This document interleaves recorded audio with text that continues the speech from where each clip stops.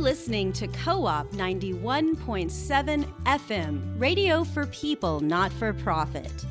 Welcome to the Austin Public Library radio show, Volumes. I'm your host, Kanya Lyons, and... I'm Mike Wheat. Each week, we'll talk to librarians and other superheroes who make the Austin Public Library a hub of knowledge, technology, and inspiration for our community. Volumes. We bring the library to you every Wednesday at 7 p.m. That's right. And today we are going to interview virtual librarian Amy Mullen and reference librarian Meg Hawley. Does that mean Amy's not really here? Well, she's really the selector for the virtual library, but we'll get into more details about that. All that good stuff is coming up soon. Before we do that, we're going to talk a little bit about the library. Actually, I wanted to talk about the audio book that I just got through listening to on Hoopla, which is one of the virtual library services that we have. I was listening to Think Like a Freak, which is by the same authors of Freakonomics, Stephen Levitt and Not Stephen J. Dubner. And, exactly. And it's because they do a podcast, they're really good. Like the audiobook was like a 5-hour podcast. Amazing. And for anybody who is looking for problem solving techniques or just kind of like wants to make a difference in the world, that's a good entryway. It's a good start. It's really food for thought. So Anyway, I recommend that on the virtual library. It's all there. Did you want to read some stuff from some of our customers, Mike? Yeah, we have an ongoing campaign, if you will, where we ask our customers when we see them out in public, or even ask them to send in through the website what they think about the library, what it's meant to them. Our campaign's called My Library. First one I'd like to do is from an event we had out at Ingredients on Manor, and it was a partnership with TLA, that's Texas Library Association. And it's a young family called the Faulkner family, and they said, my library gets treated like church. We attend regularly, and we spread the good news. And they were at the Books and Beers event, right? That's their sacrament. They were feeling the love. And this is actually a quote from a customer who was at that same event, and she said, my library has not only been my go-to for digital books and resources, but it's also a great way to get involved in the community. I love all the free events and programming. That's what Susie had to say about the library, and I feel her. One mom who goes to the toddler story time over at our North Village branch with Miss Celia had said, my library has inspired my toddler to love books, it's in caps, and gives her a place to interact with other little ones. Nice. All right, we got time for I think one more of these. One of our staff members said, my library is the hub of the community. It is a meeting place for people of all ages, and it is fun to problem solve with everyone. And that's a fact. That's true, yeah? Yeah, I see it every day. Get that warm, fuzzy feeling. Mm-hmm. Well, feeling the love, guys. So if you want to share your library love with us, you can just use hashtag Austin. Well, yeah, we are using hashtag Austin Library Love, and that's what to do if people have things they want to say about the library, what it means to them. That's how to do it. Mm-hmm. And again, every week, there are many events happening at branch locations, and sometimes even our outreach program called Unbound, and we bring highlights to you. So here once again is Blair Parsons bringing the adult highlights. Saturday, November 19th, the Falk Central Library hosts Practiquemos Español, an opportunity to practice Spanish in a casual group telling stories and laughing. Practiquemos Español meets twice a week at the Falk Central Library, Saturdays 11 o'clock to 12:30, and Tuesday evenings 6 o'clock to 7:30. Volunteer moderators lead the group and facilitate discussion. Saturday, November 19th, the Little Walnut Creek Branch Library hosts International Games Day. More than 2,000 libraries around the world will feature an array of games to be played among friends and family. Giant chess, trivia, gaming consoles, and old and new board games will be on hand. Games will be played Saturday, November 19th from 1 o'clock to 4 o'clock at the Little Walnut Creek Branch Library. This is Kathleen Houlihan, the teen librarian at the Falk Center Library downtown, bringing you all the teen and tween events happening across the Austin Public Library system for the upcoming week. Just in time for the fall weather, tomorrow on Thursday, November 17th, the library has book clubs aplenty. Tweens can attend either the Best Nest Family Book Club at the Falk Center Library on The Fantastic Mr. Fox by Roald Dahl at 6 p.m., or the In Between Book Club at the Twin Oaks branch on The War That Saved My Life by Kimberly Bradley. Teens can join in the Spicewood Springs Branch Teen Book Club, where they'll be discussing Relish by Lucy Kinsley. Also on Tuesday, teens can join Free Play Gaming at the Twin Oaks Branch at 3:30 p.m. On Saturday, November 19th, the Little Walnut Creek Branch will be celebrating International Games Day starting at 1 p.m. with games for the whole family. The House and Branch will be hosting their Minecraft Club at 2 p.m., and the Falk Central Library will have Perler Bead Palooza, where teens and tweens can make cool 8-bit style portable art out of fused beads at 2 p.m. On Monday, November 21st at the Falk Central Library, there'll be drop-in chess where players can play with our giant chess set or one of our regulation or novelty chess sets. More library programs and details are at library.austintexas.gov/events. This is Ann Minner, Youth Services Manager, here to tell you about the events for children happening around the Austin Public Library system this week. The Armstrong Community Music School presents free family music at the Pleasant Hill Branch Library on Thursday, November 17th at 10:15 a.m. This program is for kids aged 6 months to 5 years with their caregiver. The Falk Central Library is hosting a Perler Bead Palooza on Sunday, November 20th at 2 p.m. Perler beads are very small, so this program is recommended for ages 5 and over. On Tuesday, November 22nd, the Willie Mae Kirk Branch Library presents Art Smart. All materials are provided for a book-based, imagination-inspired, side-by-side artistic experience for children and their caregivers. This program is recommended for ages 5 and up. On Wednesday, November 23rd, the Old Quarry Branch Library is hosting a Play, Read, Grow workshop at 10:30 a.m. This early literacy program presents 5 simple practices that can be used every day to get children ready to read. This free workshop is for parents and caregivers of children under age 5, and of course, children are welcome. Details on these programs and the many story times offered throughout the week are at library.austintexas.gov. There's always something fun going on Sundays at Recycled Reads. From live music to adult coloring, knitting groups, open mic poetry, storytelling, storybook dance making. Recycled Reads, not only a bookstore, a community gathering place.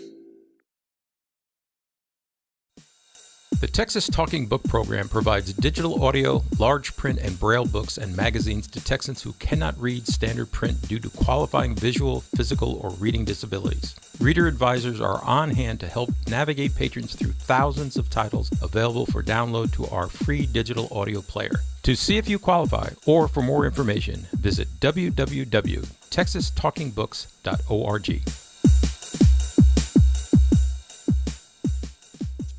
All right. In the studio with us today, we have Amy Mullen and Meg Holly. Amy here curates the virtual library, and Meg is a reference library at the Falk Central Library. Welcome. Woo! Welcome, ladies. Hello. Hello. Hi. All right, well, let's start one at a time. Meg, what inspired you to become a librarian? Thanks, Mike. You're welcome. Well, I started, I was working in the university library where I was an undergraduate, and it was more behind the scenes work, but I really liked the detail-oriented nature of it. And as funny as this might sound, I didn't know that I wanted to be a librarian until I went to library school. So I know. It's a leap of faith. It was a leap of faith, and it turned out pretty well because for all the skills and interests that I think aligned with what I like to do, it was really a good match for my values. So all the things that librarians believe in and strive to make better in this world, lifelong learning and education, democracy, diversity, freedom to read, our commitment to anti-censorship and privacy, all of those things really line up with what I believe in. It sounds like you found the perfect spot. And can we multiply you Sure. by thousands? Well, and that's also on top of all the nerdy stuff that Your that personal attracted interest. me to it in the first place. So. Yeah, I get that. Awesome. And Amy, same thing for you. What inspired you to make the move to the library? school? The exact same thing. Ditto. Copy and paste. I got into it by accident. It was after college. I was not a very good server at restaurants. I knew I wanted to go to grad school, but not for what. I applied to bookstores and the local public library, and the library got me. I also fell in love with their values. I Right. fell in love with the work, the diversity, the coworkers, serving the public. Since then, I've been a school librarian. I've worked in the Caribbean as a librarian, so I got to travel and Oh, live that sounds overseas. awesome. And you ended up here? And yeah, I ended up here in Austin, and I've been in public libraries for the past about 10 years, and I love it. Well, thanks for all your dedication. We're lucky to have you, both of Absolutely. you, actually. Y'all are great. So yeah, to move into what each of you do, Amy, since you just finished and we said we're happy and lucky to have you, let's talk about your role at Austin Public Library. Well, a lot of what I do is, like Kanya said, I curate the virtual library. If you don't know what the virtual library Thank you. is, it's our ebooks, our audiobooks that you can download or stream. It is online magazines, articles. We have a lot of e-learning resources. We've got tons of online stuff that we'll get into more detail about. But I curate that. I do a lot of the tech troubleshooting. I communicate it to staff and try to promote it as best I can so that people can know about all of our great resources. Wow, that's Wow. awesome. That's a lot. Meg, what about you? What's the role of a reference librarian? Well, as a reference librarian, I do a ton of stuff every day, and it's always a little something different, which I enjoy the variety. Sometimes I'm out in the community with outreach, helping people get library cards and just spreading the library love. I help develop the collection, so part of that is maintaining some of the physical books, but also keeping my eye out for things that I think that our customers will enjoy. And I do reference, and that means I help people one-on-one with their research questions, but also with troubleshooting the computers that we have at the library, and also through email, chat, and phone. So sometimes a reference question takes 10 seconds or a minute to answer. Other times it's an hour. you Right, know? to clarify, you help everybody with something really hard to deal with and very simple to deal with. Yeah, and we try to emphasize teaching people how to do the research themselves, in addition to just making them aware of the resources that they have available to them, whether they are physically at the library, whether they are online through our virtual library, or whether it's just something online that they didn't know existed, Right. but that we can point them to. Great. Oh, that's fantastic. Well, so now I would like to get into a little more nitty gritty about this virtual library.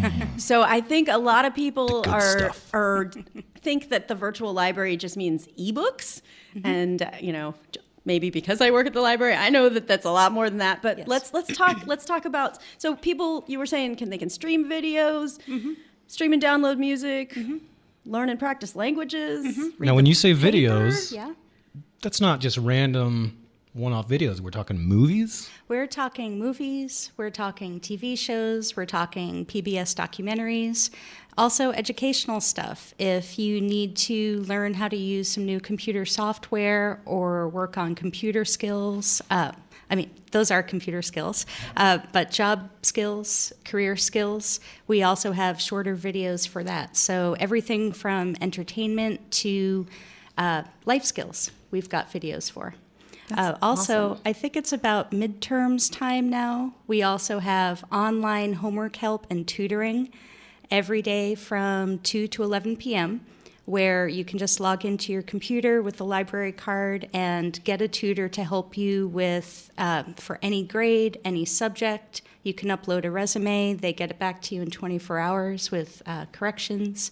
So that's called BrainFuse. We've got all of those resources in BrainFuse. And for Yeah, self- BrainFuse. I didn't realize for the longest time that there's a live person that you're Yes. interacting with. Yes. And I am this not is a just- robot. Yes. Yeah, I mean, live online tutoring is just amazing. Yeah. And all of this is accessible with a library card. I mean, you just get into the library's website with your library card and then it's Learn like this something. portal into this other world of amazing resources.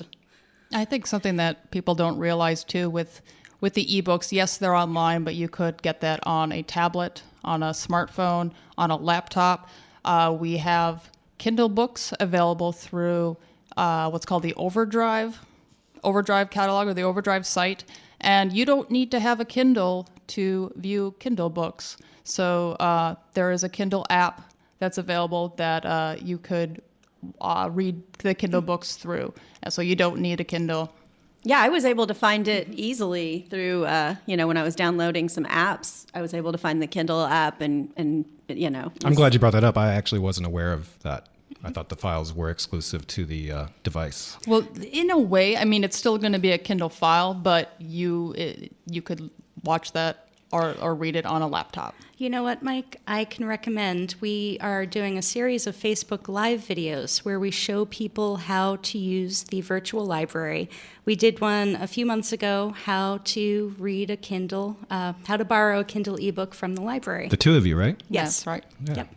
Awesome. So if you go to the Austin Public Library's Facebook page and go to their videos section, you can see a list of all the videos that we've done to help you out learning how to use the virtual library. I'll have to check that out. I think the details are at facebook.com/Austin Public Library. Yes. And one way Meg has helped utilize all the great work you're doing behind the scenes to get it to our customers is, Meg, you helped create with some of our colleagues a program teaching folks how to use these devices and access. Yes, that program is called Tech Time, and it is at a variety of locations around town where if you are not quite sure what you're doing, or if you just need a little extra help with getting set up. Sometimes I like my hand held. It's hand holding, and it's just a great time to just figure it all out with someone there to help you. Yeah. Yeah, totally.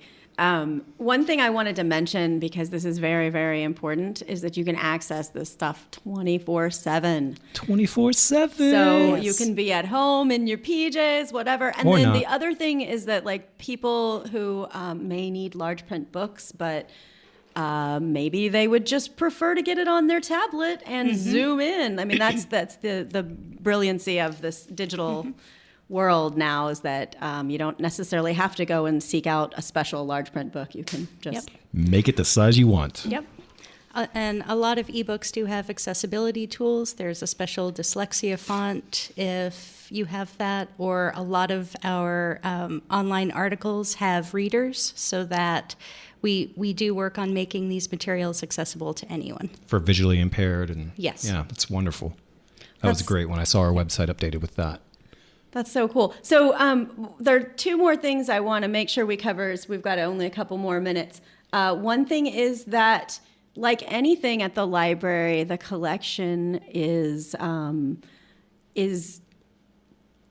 constantly evolving. Yes. Sometimes we're adding new services. Other times we're removing services that maybe aren't being used.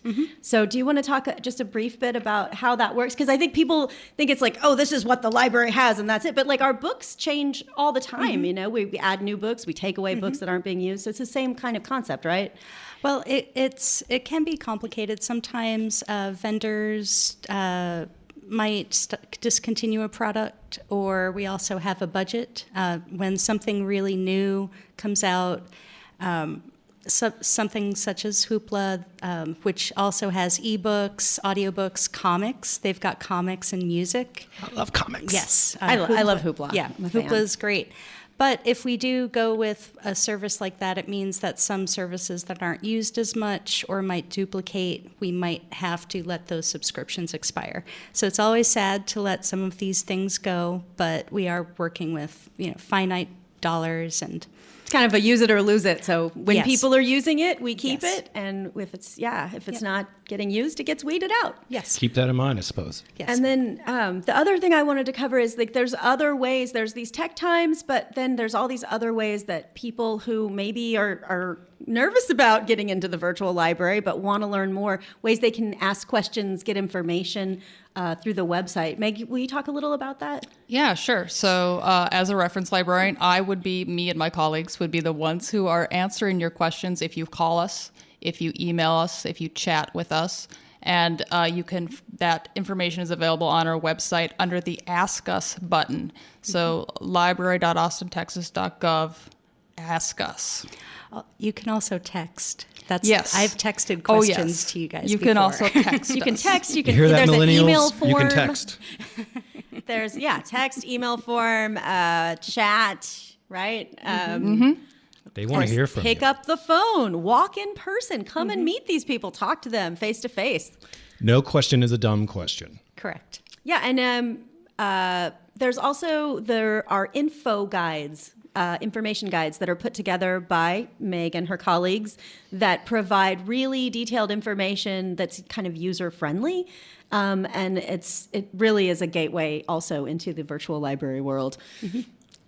And you don't have to wear virtual No. reality goggles. No goggles. Not yet, though. No chip implants. Pokemon Go sort of threw us for a loop. We might have a virtual library that's similar to Pokemon Go someday. Who knows? Wow. I'll keep you all posted. And then I think there's a couple of things that maybe we didn't even get around to mentioning that I just want to throw out there. Genealogy research, Yes. access to consumer reports, Yes. medical information. Yes. Valid medical information, trustworthy medical information. So what's the difference between that and Google? well, Zero ads.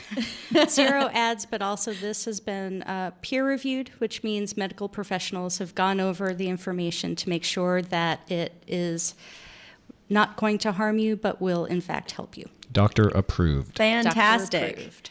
Well, we're going to wrap this segment up, but Yep. all of the virtual library stuff is available, again, on our website, library.austintexas.gov/virtual. Virtual. Virtual. But it's really there.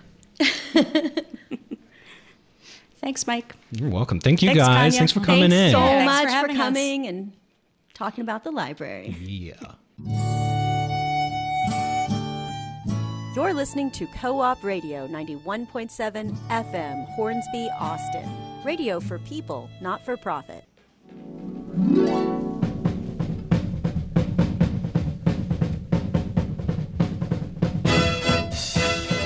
Co-op Radio features roots programming every morning of the week. This is Rod Moog inviting you to join me for the country, swing, and rockabilly jamboree Thursday mornings from 9 to 11. Our country is classic, our swing is western, and the rockabilly is the early kind from the mid-1950s. Thursday mornings 9 to 11. Look for you there.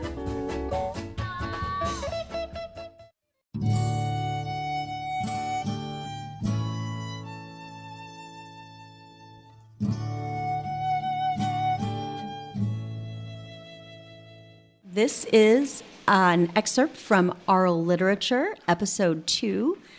And in this excerpt, poet Meg Freitag talks with Andrew Murphy, and as she reads some of her work aloud. Let's roll that clip. My name is Meg Freitag. I graduated in May with my MFA from UT's Michener Center for Writers.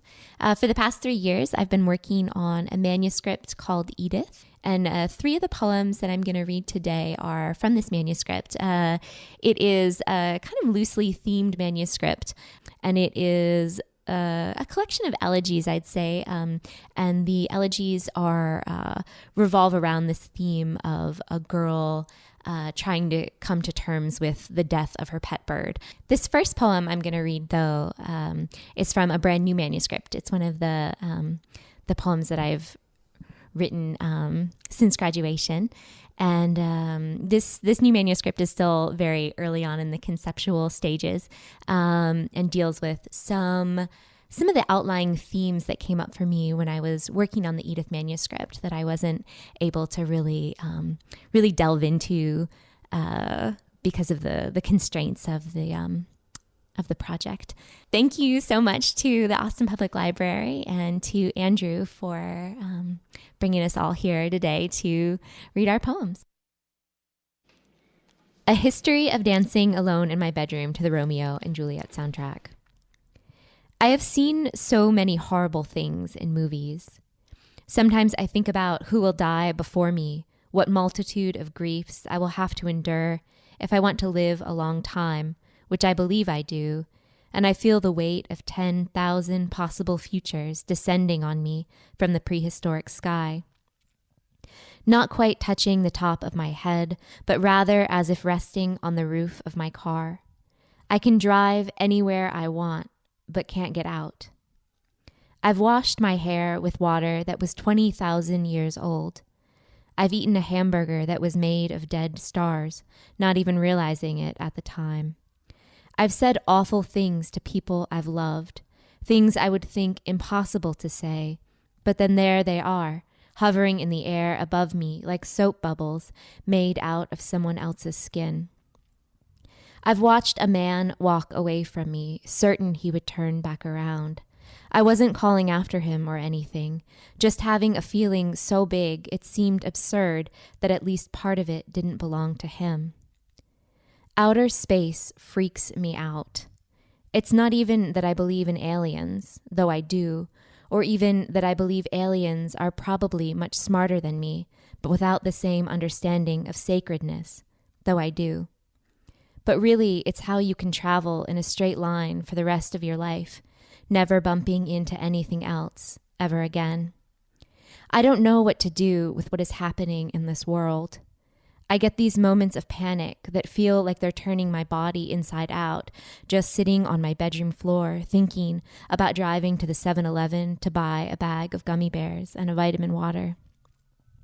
I've watched a man on fire pull a pistol from his belt and shoot himself in the side of the head. I've watched a man cut a dolphin in half with a machete, leave it divided in the shallow pink water, while he does the same thing to another dolphin. I've watched a man with eyes like goat eyes chew off his thumbs. I've watched a boy take his own life because he thought his one true love was dead, but then she wakes up, looks around. I have seen a horse break its leg in a race, the bone sticking out like a skeleton's finger. And then someone came over and shot the horse, just like that. One of the last things we ever talked about, you and me, was that movie Human Centipede. You wouldn't stop calling it a masterpiece, and I was begging you to tell me you were joking. If there's anything to be learned from this, maybe it's that sometimes death can be a way out. You come to an unscalable wall at the end of a narrow alley. There have been people chasing you for years. A clean little door drawn in chalk on the side of a brick building that suddenly, somehow opens. Who wouldn't step inside that improbable jam, lay down on the ground for a minute? All right. Thank you, Meg Freitag, for that poem. Give me the feels. Nice. This and many other Austin Public Library podcasts can be found at library.austintexas.gov/volumes. That is right. Once again, love to thank our guests that showed up, Amy and Meg. They were wonderful. Love to thank our staff here. Kanya, thank you. Thanks, Mike. Our engineer, DJ Harris. Thanks, DJ. Our production assistant, Sev Corson. Thanks, Sev. You guys are awesome as usual. Yeah, and before we sign off, I want to just mention really quickly that this Sunday, November 20th, from 3 to 4 at the Falk Central Library, that's at 8th and Guadalupe in downtown Austin. And parking is not, they don't charge for parking on the weekends, so, you know, Sundays. So Ricardo Parra Ruiz is going to play some guitar that goes all over the continent from Chile to Brazil. He's a Chilean guitarist and arranger, and it's going to be some really awesome music, y'all. Yes, y'all. So I guess that's the end. Let's roll We those did credits. It. Roll that beautiful Thanks, bean everyone. footage.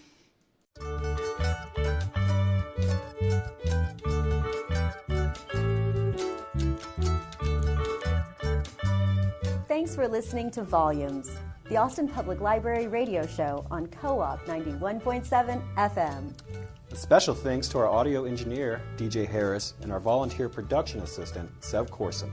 And to the musicians who composed and performed our original theme song, Andrew Noble on violin, Kurt Duval on guitar, and APL's very own Mike Wheat on percussion. Volumes, the Austin Public Library radio show, airs Wednesdays at 7 p.m. on 91.7 FM, Co-op Radio, Hornsby, Austin. Thanks, y'all. Bye-bye.